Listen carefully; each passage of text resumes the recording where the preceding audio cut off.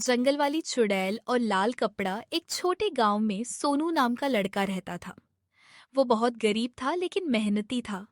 उसकी माँ हमेशा कहती थी। शाम के बाद जंगल वाले रास्ते से मत जाना क्योंकि वहां एक चुड़ैल रहती थी। लेकिन सोनू इन बातों पर ज्यादा ध्यान नहीं देता था। एक दिन सोनू शहर से काम करके देर रात वापस लौट रहा था। बारिश शुरू हो चुकी थी। चारों तरफ अंधेरा था। गांव पहुंचने का सबसे छोटा रास्ता जंगल से होकर जाता था। सोनू ने सोचा। जल्दी घर पहुंचना है। जंगल से ही चला जाता हूँ। वो टॉर्च लेकर जंगल के अंदर जाने लगा। जंगल बहुत शांत था। सिर्फ झींगुरों की आवाज आ रही थी। तभी अचानक उसे पेड़ पर लाल कपड़ा लटकता दिखाई दिया। सोनू रुक गया। गांव वाले कहते थे, अगर रात में जंगल में लाल कपड़ा दिखे तो पीछे मुड़कर मत देखना। लेकिन सोनू हंस पड़ा। ये सब झूठ है। वो आगे बढ़ने लगा। कुछ कदम चलते ही उसके पीछे पायल की आवाज आने लगी।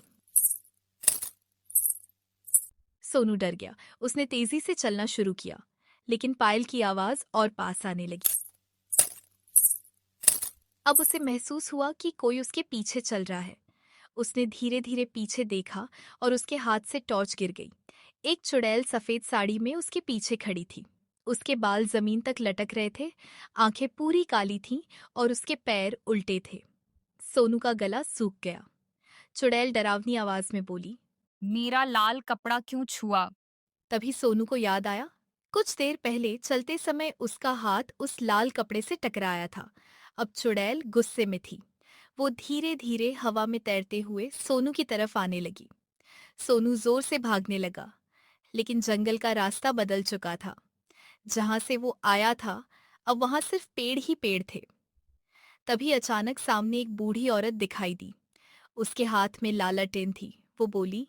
अगर बचना चाहते हो तो पीछे मत देखना और दौड़ते रहना।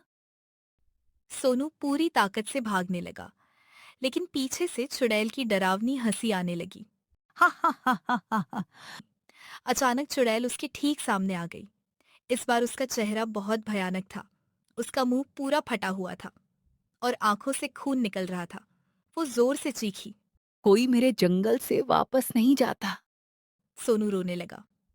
तभी बूढ़ी औरत ने उसे एक ताबीज दिया। इसे कसकर पकड़ लो।